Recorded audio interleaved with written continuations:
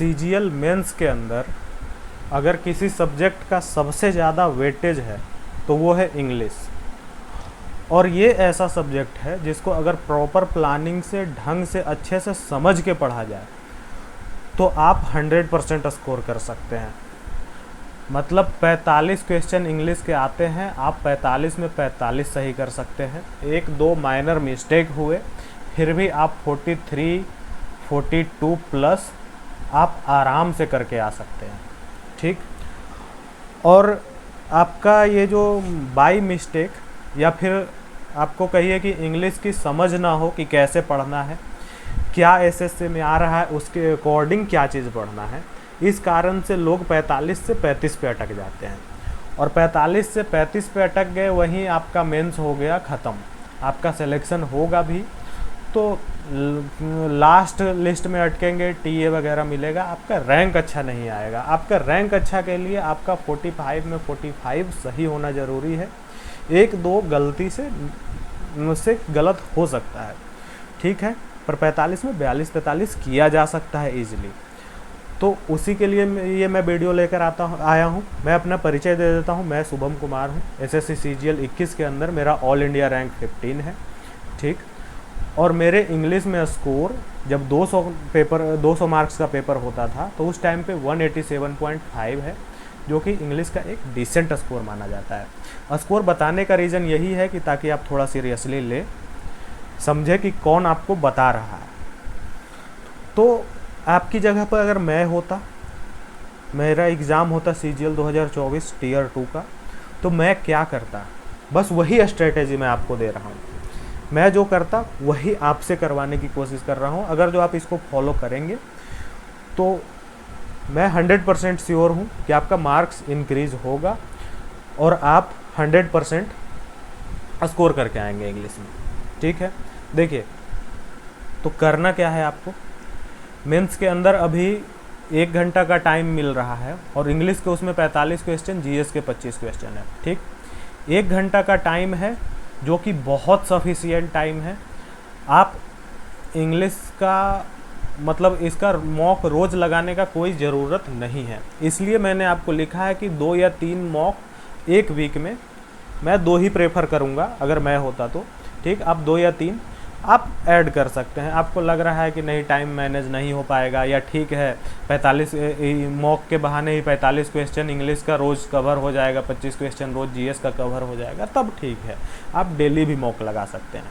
पर 2-3 mock sufficient है weekly. English का मॉक्स आपको प्रीवियस ही लगाने हैं, नए मॉक पर ज़्यादा फोकस नहीं करना है, ठीक।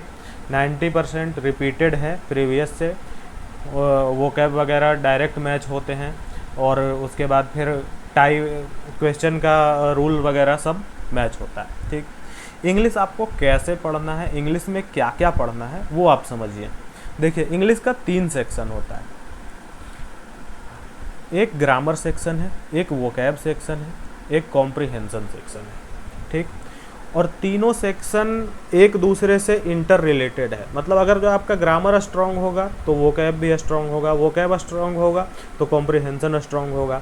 कॉम्प्रिहेंशन आपको अच्छा है तो आपके ग्रामर रूल्स पता लगेंगे, कॉम्प्रिहेंशन अच्छा है तो उससे पता चलता है कि आपका वोकैब अच्छा है। तीनों इंटर रिलेटेड है, तीनों एक दूसरे से कनेक्टेड है, पर तीनों अलग अलग हैं और तीनों को अलग अलग से पढ़ना ये एक समझदारी वाला काम होता है, ठीक। और क्यों पढ़ना है अलग अलग वो भी आप समझिए और कहाँ से पढ़ना है, ठीक। तो देखिए, आपका 3 सेक्शन था, ग्रामर वाला सेक्शन है, वोकैब वाला सेक्शन है और कॉम्प्रिहेंशन वाला सेक्शन, ठीक। तो आपको मेंस के एग्ज़ाम में क्या क्या कवर करना है, ठीक। ग्रामर वाले सेक्शन में मैं प्रेफर करूँगा कि आप नीतू सिंह का वॉल्यूम 1 ये कंप्लीट रखें, ठीक। पर ऐसा मैं बता रहा हूँ कि नीतू सिंह का वॉल्यूम 1 ऐसा नहीं कि आप रटने लग जाइए उसका। जैसे आपने नाउन का चैप्टर उठाया, ठीक, नाउन का चैप्टर उठाया, मुश्किल से मुश्किल इसमें 20 से 25 रूल होंगे जिसको कि आपको एक बार सरसरी निगाह से पढ़ने में 20 से 25 मिनट ही लगेंगे, रटना नहीं है। आप 20 से 25 मिनट में नाउन का उसका पढ़ लीजिए और उसके बाद उस पे जो 50 क्वेश्चन है, 50 क्वेश्चन जो उसके पीछे पड़े हुए हैं उसको आप बना लीजिए, या कहीं और से 50-60 क्वेश्चन बना लीजिए। मतलब ग्रामर में भी आप ज़्यादा से ज़्यादा प्रैक्टिस पे फोकस करें, ना कि आप रटने पे फोकस करें। रटने पे फोकस करेंगे आपका रटा हुआ रूल चला जाता है, पर एक रूल पे अगर जो आपने 10 एरर इम्प्रूवमेंट प्रैक्टिस कर रखे हैं तो वो आपके एग्ज़ाम के ऑप्शंस में, मतलब एक कहीं ना कहीं अनकॉन्शियस जो माइंड बोलते हैं उसमें बैठ फिट हो जाता है और वहाँ से आपका आंसर ऑप्शन देख के पता लग जाता है कि क्या आंसर है। तो आपको रटना नहीं है, नीतू सिंह का वॉल्यूम 1 आपको रटना नहीं है, सिर्फ पढ़ना है। पढ़ना है और उसके बाद उस पर प्रैक्टिस, उसके रूल्स पे प्रैक्टिस करना है ज़्यादा से ज़्यादा, जितना ज़्यादा से ज़्यादा प्रैक्टिस कर सकते हैं। ठीक है, अगर नीतू सिंह का वॉल्यूम 1 कोई ज़रूरी नहीं है, आप अगर कोई टीचर का नोट्स फॉलो कर रहे हैं जिसका आपको पसंद है तो आप उसी टीचर के नोट्स पे, पर उसका भी चैप्टर वाइज उन्होंने पढ़ा रखा है, उसको भी आपको रटना नहीं है। बस 20 से 25 मिनट में या 15 मिनट में एक चैप्टर आप ख़त्म करें सरसरी निगाह से और उसके ऊपर आप क्वेश्चन प्रैक्टिस करें ज़्यादा से ज़्यादा। ठीक, इसके अलावा आप प्रैक्टिस कर सकते हैं प्रीवियस ईयर से। प्रीवियस ईयर पिनैकल का जो चैप्टर वाइज आता है, आप वहाँ से एरर इम्प्रूवमेंट ये सब वाला पोर्शन आप अलग से बनाएं। जितना ज़्यादा से ज़्यादा बनाएंगे उतना ज़्यादा आपका रूल क्लियर होगा, ग्रामर रटने से नहीं होगा। ठीक, इसके अलावा आप मिरर ऑफ कॉमन एरर भी है तो वहाँ से भी बना सकते हैं। मिरर ऑफ कॉमन एरर में जो प्रीवियस आए हुए हैं वो एरर इम्प्रूवमेंट सारा छाट के अलग अलग दिया हुआ रहता है, तो आप वहाँ से प्रैक्टिस करें। प्रैक्टिस जितना ज़्यादा से ज़्यादा कर सकते हैं। पिनैकल वाला चैप्टर वाइज भी सही है। वोकैब के लिए मैं सजेस्ट करूँगा, वो देखिए पहले तो वोकैब ज़रूरी क्यों है। वोकैब इसलिए ज़रूरी है क्योंकि आपका वोकैब स्ट्रांग रहेगा तो आपका कॉम्प्रिहेंशन वाला सेक्शन खुद ब खुद समझ में आएगा, फंसता नहीं है। कॉम्प्रिहेंशन वाले सेक्शन में आपको वोकैब ही नहीं पता है तो कॉम्प्रिहेंशन नहीं, आपको समझ में ही नहीं आते हैं। ठीक, तो वोकैब इसलिए भी ज़रूरी है। वोकैब दूसरा इसलिए ज़रूरी है क्योंकि आपका 80 to 90% रिपीट होता है प्रीवियस से, और वोकैब वाला जो मार्क्स होता है वो सॉलिड मार्क्स होता है। अगर आपको वो उसका मीनिंग याद है, पता है, तो आपको वो 100% मार्क्स दे के ही जाएगा, उसमें गलत होने के चांसेस कम होते हैं। वोकैब पढ़ना कहाँ से है, सबसे पहले आप प्रीवियस वोकैब कवर कीजिए और उसके लिए MB पब्लिकेशन है, उसमें आपका फ्रेज और सब्स्टिट्यूशन मिल जाता है। ठीक, और आपको जो पिनैकल वाला बुक है उससे आपको प्रीवियस ईयर चैप्टर वाइज करके वो प्रीवियस ईयर के सारे SSC के वोकैब उसमें मिल जाएंगे, एंटोसाइनो वगैरह, आप वहाँ से कर लीजिए।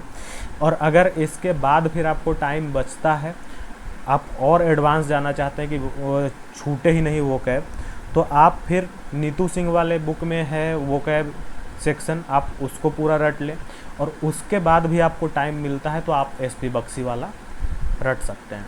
ठीक, आपका वोकैब मोस्टली रटा हुआ होगा, आपको सिर्फ रिवीजन ही करना है। जो नए वर्ड्स आएंगे मैं उसको भी सजेस्ट करूँगा कि बार बार रटे नहीं, बार बार रटना नहीं है उसको। आप उससे 3 बार 4 बार एक सरसरी निगाह से गो थ्रू होंगे तो आपको खुद ब खुद याद हो जाता है। या फिर जो पिनैकल वाला बुक है वोकैब का, तो उसमें क्या है कि एक क्वेश्चन है, 4 ऑप्शन है, प्रैक्टिस टाइप का दिया हुआ है, या फिर आप मॉक लगाते हैं तो वहाँ से एक वोकैब एक क्वेश्चन में 5 वर्ड कवर होते हैं। ठीक, वहाँ पे जो आपको आता है वो तो ठीक है, जो नहीं आता है एक बार सिर्फ गूगल कीजिए, उसका मीनिंग देख लीजिए, उसको लिखने मत बैठिएगा, क्योंकि जब वो क्वेश्चन एक ही क्वेश्चन 5 बार 6 बार रिपीट होगा तो आपको वो वर्ड याद हो जाएगा। ठीक है, तो सिर्फ गूगल से एक बार मीनिंग देखना है, मीनिंग देखना है, इंग्लिश टू इंग्लिश देखना है, इंग्लिश टू हिंदी नहीं देखना है। इंग्लिश टू हिंदी में बहुत ब्लंडर कर देता है, इंग्लिश टू इंग्लिश में आपको मीनिंग समझ में आता है कि एग्जैक्ट वर्ड क्या है, तो मीनिंग इंग्लिश टू इंग्लिश देखना है। ठीक, और उसके बाद हो गया आपका कॉम्प्रिहेंशन सेक्शन। कॉम्प्रिहेंशन सेक्शन में आपको मोस्ट इम्पॉर्टेंट आप हाफ एन आवर का रीडिंग ज़रूर दीजिए। रीडिंग आपको पहले जो सिनेरियो था हम लोग देते थे द हिंदू का एडिटोरियल, पर CGL 16 के बाद, मतलब CGL 17 के बाद इंग्लिश का लेवल इस ढंग का नहीं रखा है कि आपको द हिंदू का एडिटोरियल पढ़ना है।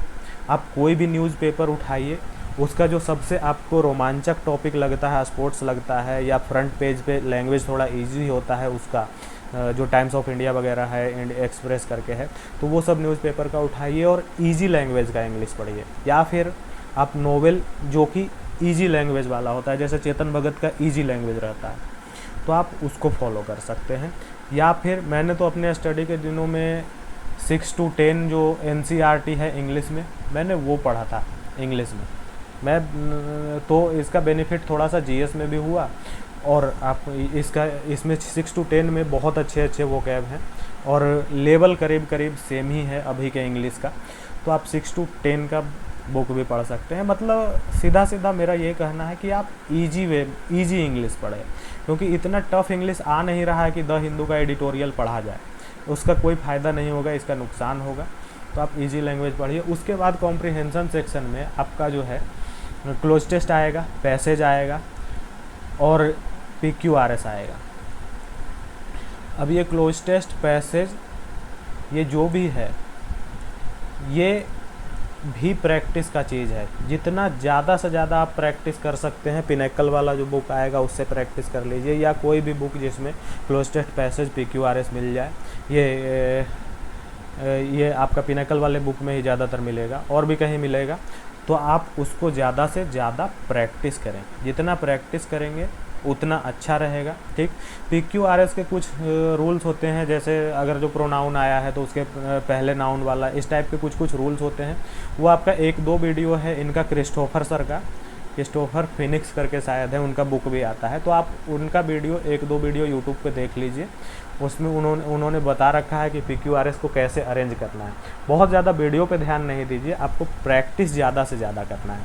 तो अगर आप इंग्लिश को इस 3 वे में लेके चलते हैं, ग्रामर अलग, वोकैब अलग, कॉम्प्रिहेंशन अलग, और मॉक आप दे ही रहे हैं जिसमें तीनों कंबाइंड होके आपके पास आएगा, तो इस 4 तरीके से अगर जो पढ़ेंगे तो आपका इंग्लिश 100% इम्प्रूव होगा। और इंग्लिश में भी मैंने जैसे ये लिखा है कि more and more practice is की टू मेंस, ये मैथ्स में भी लागू होता है, ये इंग्लिश में भी लागू होता है। इंग्लिश भी SSC CGL का ऐसा है कि रटना नहीं है, वोकैब भी रटना नहीं है। आप जितना से ज़्यादा उस चीज़ को रिपीट करेंगे, गो थ्रू होंगे, वो आपके माइंड में फिट होगा और वो आपके एग्ज़ाम में दिखेगा। ठीक है। अगर आपको वीडियो समझ में आया हो तो एक बार लाइक कर दीजिए। कमेंट सेक्शन में कुछ आपका डाउट है तो आप कमेंट कर सकते हैं। कुछ आपको गलत लग रहा हो या लग रहा हो कि नहीं ठीक है, अच्छा बताया, और कुछ आपको नीड हो तो आप वो कमेंट सेक्शन में कमेंट कर सकते हैं। और ठीक है, अपने दोस्तों के साथ एक बार शेयर कर दीजिए। बहुत बहुत धन्यवाद वीडियो पे जुड़े रहने के लिए। जय हिंद।